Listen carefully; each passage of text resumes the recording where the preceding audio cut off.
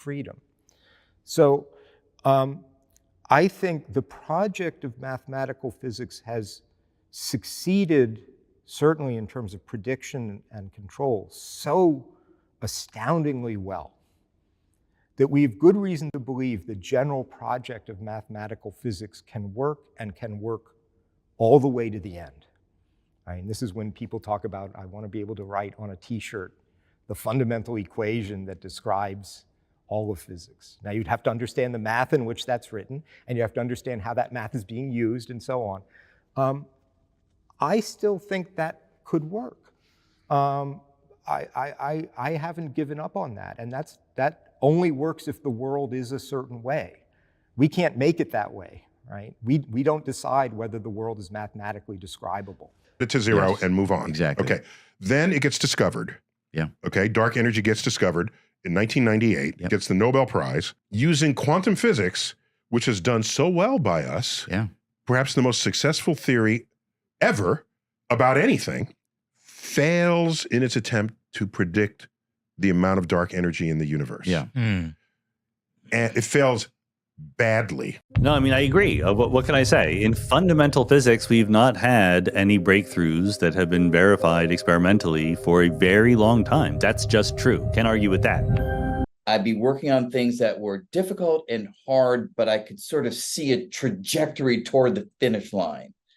And when you look at some of the scientists who have really changed everything, many of them were working on something that nobody would go near because it just seemed beyond the reach of a human being, at least at this particular point in our understanding. Yeah, that's the wild thing. So you have this theory that explains all sorts of stuff, makes really non-trivial predictions that we've gone out and tested, and those predictions turn out to have been correct, right? Good, solid science. We saw direct evidence for superhorizon fluctuations. This, at a fell swoop, ruled out a lot of theories for the causal origin of, cosmic structure. And so, for me, that is a really non-trivial piece of information that we now have about primordial physics. So gravity, we say, is not a quantum field. It's a the field is the metrical structure of the emergent space-time. End of story. The techniques that you develop to try to understand what the black hole is doing are the same techniques you need if you want to understand how quantum computers work. So, and that's a real engineering question, as well as a fundamental physics question. We're trying to build these things. We haven't built one that works in the way we want to yet, but obviously Google and Microsoft and IBM and others are pouring a lot of money into it because they're profoundly powerful devices. But the insight, a lot of insight now into how they might work and how we might build them is coming from this field of emergent space-time.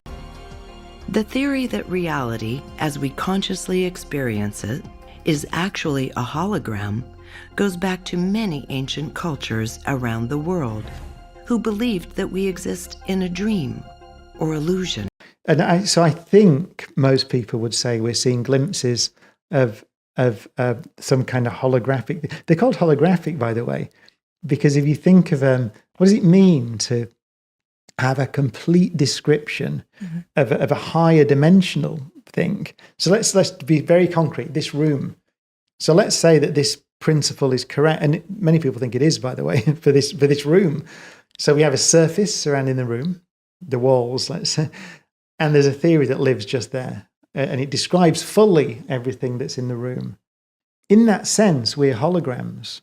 We are both holograms because we're described by a theory that lives on a hologram is a piece of film like that, and it has a perfect hologram would be a perfect 3D image, would be encoded in the surface.